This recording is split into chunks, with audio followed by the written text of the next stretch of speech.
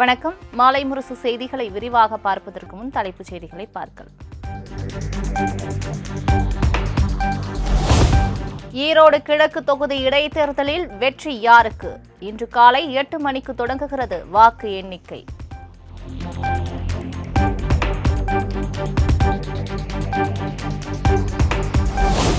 ஈரோடு கிழக்கு தொகுதி இடைத்தேர்தலில் பதிவான வாக்குகள் 14 மேஜைகளில் 17 சுற்றுகளாக எண்ணப்படும் என மாவட்ட தேர்தல் அதிகாரி அறிவிப்பு. 76 சிசிடிவி கேமராக்கள் அமைக்கப்பட்டு 600 காவலர்கள் பாதுகாப்பு பணியில் ஈடுபட்டு வருகின்றனர் எனவும் பேட்டி.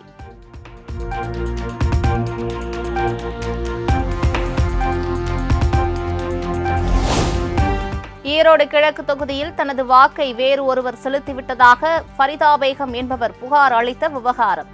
டெண்டர் ஓட்டு போடுவதற்கு வாய்ப்பு கொடுத்தும் வாக்காளர் பயன்படுத்திக் கொள்ளவில்லை என மாவட்ட தேர்தல் அதிகாரி விளக்கம். அந்த பிரிசைடிங் ஆஃபீஸரையும் அந்த மைக்ரோ அப்சர்வரையும் நாங்கள் விசாரித்தோம். அவங்க அந்த ஓட்டர் அந்த வாக்காளர்களுக்கு டெண்டர்டு ஓட்டுன்ற ஒரு வாய்ப்பு இந்திய தேர்தல் ஆணையம் கொடுத்துருக்காங்க. அன்றைக்கே அவங்க ஃபார்ம் ஃபில் பண்ணி டெண்டர்டு ஓட்டு போட்டிருக்கலாம். அவங்க அது போடவில்லை. அதனால் மேல் நடவடிக்கை ஒன்றும் இல்லை. பட் டெண்டர்டு ஓட்டு அவங்க போடாமல் விட்டாங்க. அந்த வாய்ப்பு அவங்களுக்கு இருந்தது.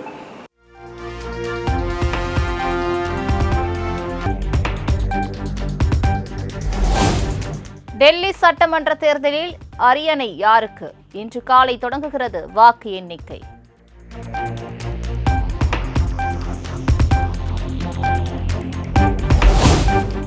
டெல்லி சட்டமன்ற தேர்தலுக்கான வாக்கு எண்ணிக்கை இன்று நடைபெறவுள்ள நிலையில் தலைநகரில் பலத்த பாதுகாப்பு. மின்னணு வாக்கு இயந்திரங்கள் வைக்கப்பட்டுள்ள அறைக்கு 3 அடுக்கு போலீஸ் பாதுகாப்பு.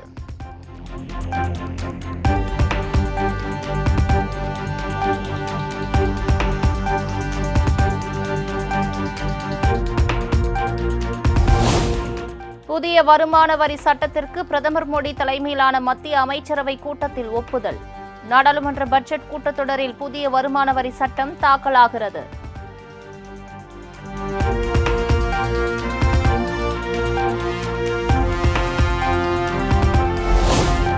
பிரதமரின் சாலையோர வியாபாரிகளுக்கான கடன் உதவி திட்டம் மூலம் தமிழ்நாட்டில் 3,99,000 பேர் பயன். திமுக எம்பி கனிமொழியின் கேள்விக்கு மத்திய வீட்டு வசதி அமைச்சக இணையமைச்சர் தோகன் சாஹூ பதில்.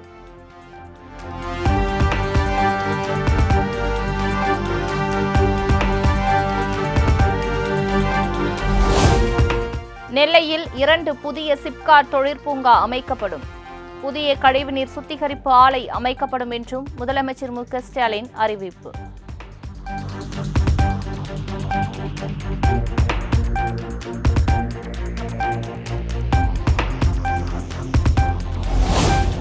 மத்திய அரசின் பட்ஜெட்டில் தமிழ்நாட்டுக்கு நிதியும் கிடையாது, நீதியும் கிடையாது.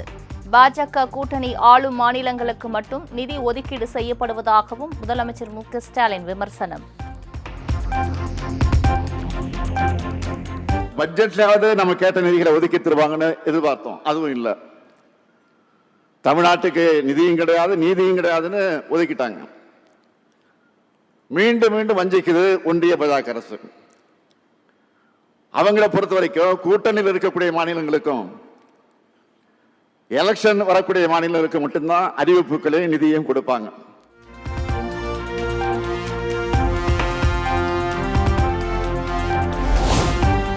வரும் 21, 22 ஆகிய தேதிகளில் கடலூரில் கள ஆய்வு மேற்கொள்கிறார் முதலமைச்சர் மு.க. ஸ்டாலின். நெல்லை மாவட்டத்தை தொடர்ந்து கடலூரிலும் கள ஆய்வு மேற்கொள்ள திட்டம்.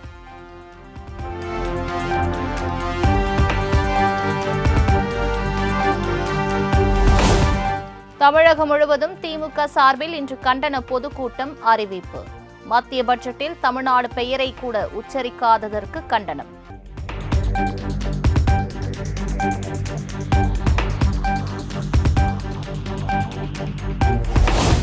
வேலூரில் ஓடும் ரயிலில் கர்ப்பிணி பெண்ணுக்கு பாலியல் தொல்லை கொடுத்து தள்ளிவிடப்பட்ட சம்பவம். கைதான குற்றவாளி கழிவறையில் வழுக்கி விழுந்து இடதுகாலில் மாவுக்கட்டு.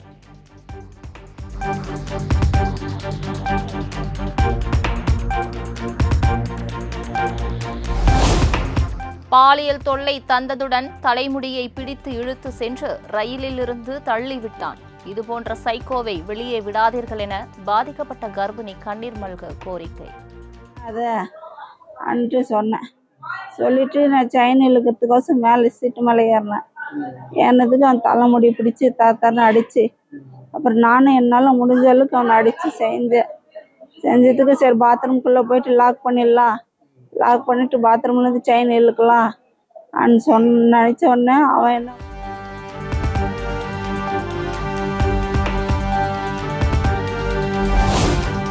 ஓடும் ரயிலில் கர்ப்பிணி பெண்ணுக்கு இழைக்கப்பட்ட கொடூர செயலுக்கு தேசிய மகளிர் ஆணையம் கடும் கண்டனம். எஃப்ஐஆர் நகல் உட்பட விரிவான அறிக்கையை 3 நாட்களுக்குள் சமர்ப்பிக்க தமிழக டிஜிபிக்கு உத்தரவு.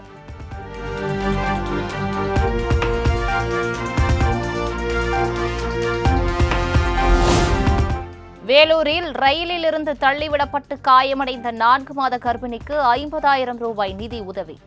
பெண்ணின் உடல்நிலை சீராக இருப்பதாகவும் தெற்கு ரயில்வே அறிவிப்பு.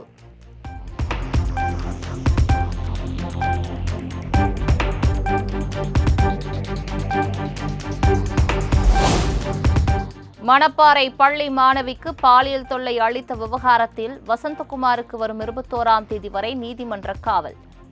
மற்ற 4வருக்கும் காவல் நிலையத்தில் கையெழுத்திட வேண்டும் என்ற அடிப்படையில் ஜாமீன்.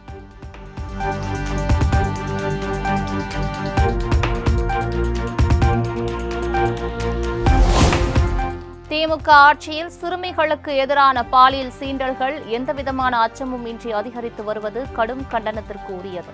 பள்ளி கல்வித்துறை அமைச்சருக்கு சொந்தமான மாவட்டத்தில் நிகழ்ந்த கொடுமைக்கு யார் பொறுப்பு என்றும் எடப்பாடி பழனிசாமி கேள்வி.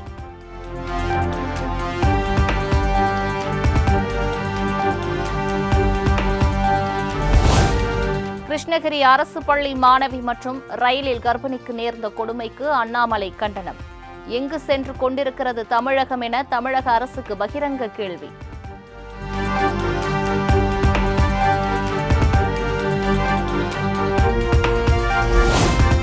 தேசிய அளவில் அதிகரித்துள்ள பாலியல் வன்கொடுமைகளை தடுக்க தேசிய அளவில் கொள்கைகள் தேவை.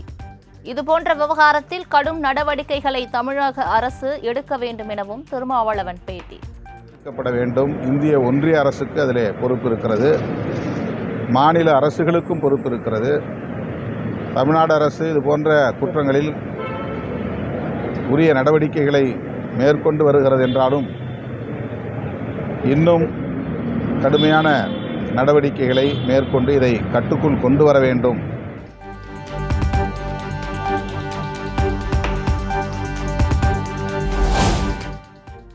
பாலியல் குற்றங்களில் ஈடுபடுவோருக்கு மரண தண்டனை விதிக்க வேண்டும்.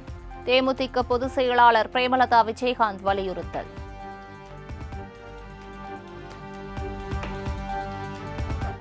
அப்பதான் இதுக்கு ஒரு நிரந்தரமாக ஒரு முற்றுப்புள்ளி வருமே ஒழிய, இல்லை என்றால் இந்த நிகழ்வுகள் இது தொடர்கதையாக தான் இருக்கும்.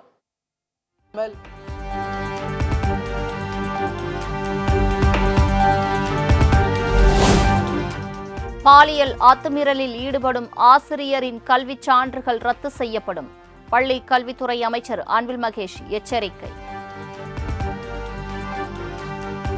மாணவர் மனசு பெட்டின்னு வச்சுருக்கிறோம். இருந்தாலும் சில நேரத்தில் நீங்கள் சொல்கிற மாதிரி பிள்ளைகளுக்கான ஒரு பய உணர்வு காரணமாக வெளியில் சொல்லாமல் கூட இருக்கக்கூடிய சூழ்நிலை இருக்கிறதுனால தான் ஒவ்வொரு ஸ்கூல்லையும் பார்த்தீங்கன்னா இந்த மாதிரி கவுன்சிலிங் கொடுக்கணும். நம்ம ஆர்பிஎஸ்கே ஸ்கீம் மூலமாக ஒரு 800க்கும் மேற்பட்டிருக்கிற டாக்டர்ஸ் ரவுண்ட்ஸில் இருந்துகிட்டே இருப்பாங்க. அதையும் மீறி இந்த மாதிரி நடக்கும் பொழுது இது வன்மையாக இது கண்டிக்கக்கூடியது. அது சம்பந்தப்பட்டவர்கள் உண்மைத்தன்மை விசாரிக்கப்பட்டு அதில் உண்மை இருக்கின்ற அடிப்படையில் அவர்களுக்கு கடுமையான தண்டனைகள் கண்டிப்பாக அது வழங்கப்படும்.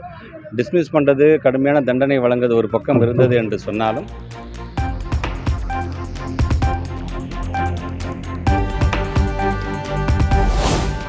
கிருஷ்ணகிரி மாவட்டம் போச்சம்பள்ளியில் பள்ளி மாணவி பாலியல் வன்கொடுமை செய்யப்பட்ட சம்பவம் தொடர்பாக எஸ்பி நடத்திய பேச்சுவார்த்தை தோல்வி. அரசு பள்ளியில் உள்ள ஆசிரியர்கள் அனைவரையும் வேறு பள்ளிக்கு மாற்றுங்கள், இல்லையென்றால் பள்ளி மாற்று சான்றிதழ் வழங்குமாறு வலியுறுத்தல்.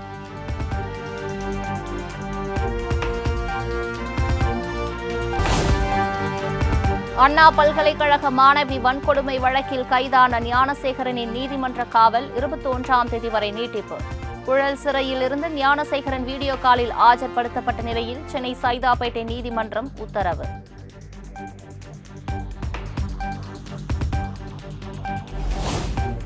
திண்டுக்கல் டிஐஜி வந்திதா பாண்டே மத்திய அரசின் இளைஞர் விவகாரத்துறை இயக்குநராக நியமனம்.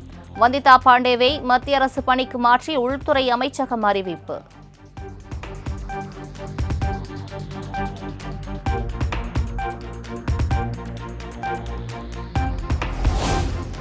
அதிமுக உட்கட்சி விவகாரம் தொடர்பான வழக்கு. தேர்தல் ஆணையத்துக்கு விதிக்கப்பட்ட தடையை நீக்க கோரிய வழக்கில் பிப்ரவரி 12ஆம் தேதி தீர்ப்பு.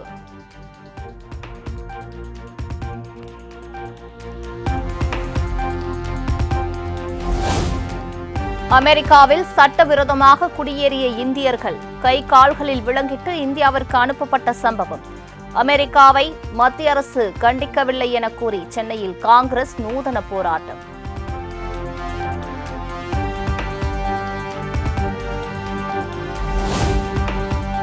கை கால்களில் விலங்கிட்டு அமெரிக்காவில் இருந்து இந்தியர்களை வெளியேற்றிய விவகாரத்தில் பாஜக அரசு ஏன் இதுவரை நடவடிக்கை எடுக்கவில்லை?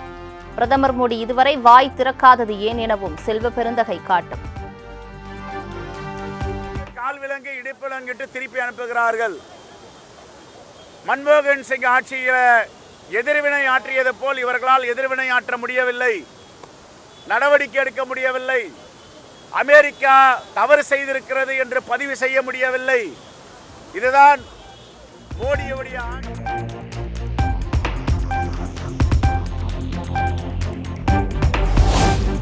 சட்டமன்ற தேர்தலுக்கான கூட்டணி பேச்சுவார்த்தை மறைமுகமாக நடைபெற்று வருவதாக அதிமுக முன்னாள் அமைச்சர் திண்டுக்கல் சீனிவாசன் தகவல்.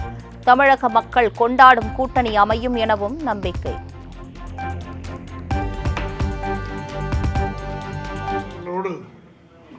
ஒரு 3 தினம் 4 தினத்துக்கு முன்னால் நாங்கள்லாம் எல்லோரும் உட்காந்து பேசணும். உதயகுமார் தம்பி எல்லாருமே சொன்னால் மிக பிரகாசமான எதிர்காலம் கூட்டணி நமக்கு அமைகிறது. என்னென்ன கூட்டணி என்பது பேப்பரில் வருகின்ற பொழுது தமிழ்நாட்டு மக்களே இந்த தீபாவளி பொங்கல் மாதிரி கொண்டாடுவாங்க, நம்ம கூட்டணியை வரவேற்பாங்க. என்ன கூட்டணி எதெல்லாம் இப்போ கேட்காதீங்க, எல்லாம் ரகசிய பேச்சு நடந்துக்கிட்டு இருக்கு. நாம் தான் அடுத்த ஆட்சி, நாம தான் ஆட்சி அமைக்கிறவர்கள்.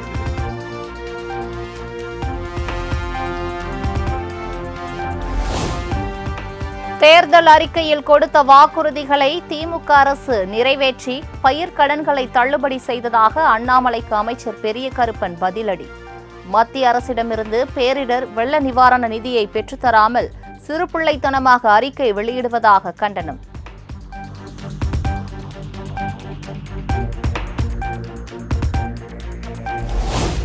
கள்ளக்குறிச்சி மாவட்டத்தில் கிராம நிர்வாக அலுவலர் மீது உதவியாளர் சாணி வீசிய விவகாரம்.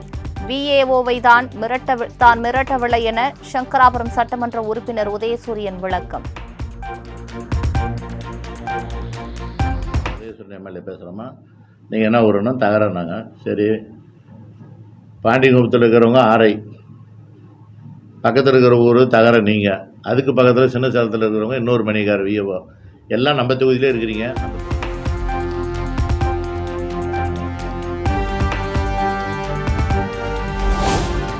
சிவகங்கையில் பெண் எஸ்ஐ தாக்கப்பட்டதாக கூறப்படும் குற்றச்சாட்டு பொய்யானது மற்றும் மிகைப்படுத்தப்பட்டது.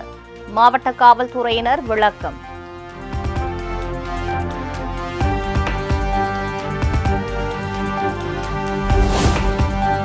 இலங்கை சிறையிலிருந்து விடுவிக்கப்பட்ட 9 மீனவர்கள் சென்னை வருகை. தனி வாகனம் மூலம் சொந்த ஊருக்கு அழைத்து சென்ற மீன்வளத்துறை அதிகாரிகள்.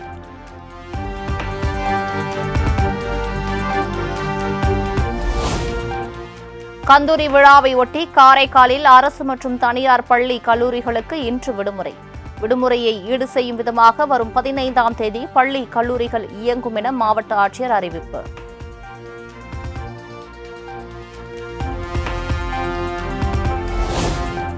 மேலும் 487 இந்தியர்களை அமெரிக்கா வெளியேற்றியுள்ளதாக இந்திய வெளியுறவுத்துறை தகவல். ஏற்கனவே 104 இந்தியர்களை கை கால்களில் விலங்கிட்டு அனுப்பப்பட்ட நிலையில் அதிர்ச்சி தகவல்.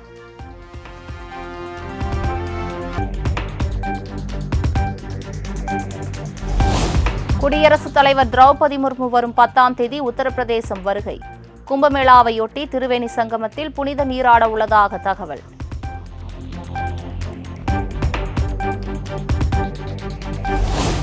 வரும் 10ஆம் தேதி பிரான்ஸ் நாட்டிற்கு செல்ல உள்ளார் பிரதமர் நரேந்திர மோடி. செயற்கை நுண்ணறிவு மாநாட்டில் கலந்து கொள்கிறார்.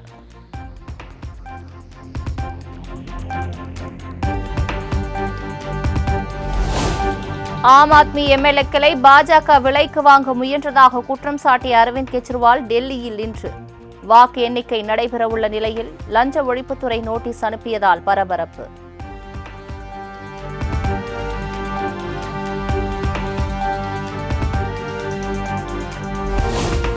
அமெரிக்காவில் இருந்து இந்தியர்கள் கை கால்களில் விலங்கிட்டு அழைத்து வரப்பட்ட விவகாரம். ராஜஸ்தானில் போராட்டத்தில் ஈடுபட்ட இளைஞர் காங்கிரஸ் கட்சியினரை தடியடி நடத்தி கலைத்த போலீசார்.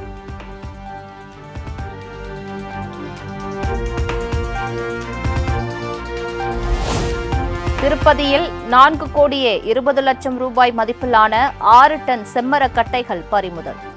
திருவண்ணாமலை மாவட்டத்தை சேர்ந்த 6 பேரை கைது செய்து போலீசார் விசாரணை.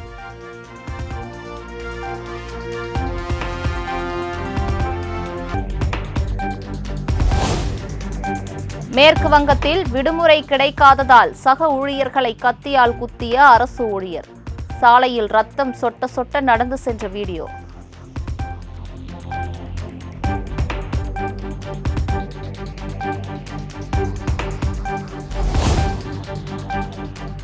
இஸ்ரேலிய பிணைய கைதிகளில் மேலும் 3 பேரை இன்று விடுதலை செய்கிறது ஹமாஸ். 3 பேருக்கு ஈடாக சிறையில் உள்ள பாலஸ்தீனியர்களில் 183 பேரை விடுவிக்கிறது இஸ்ரேல்.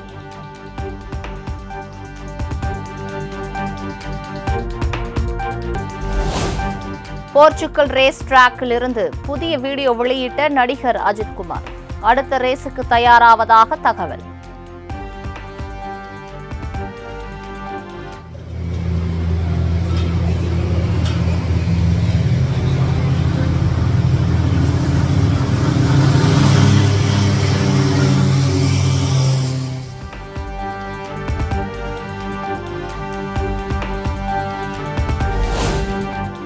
பெண்கள் திருமணம் செய்து கொள்ளாமல் தன்னம்பிக்கையோடும் மன உறுதியோடும் வாழ முடியும். திருமணமாகாமல் தனியாக இருப்பதிலும் மகிழ்ச்சி உள்ளதாக நடிகை சமந்தா ஓபன் டாக்.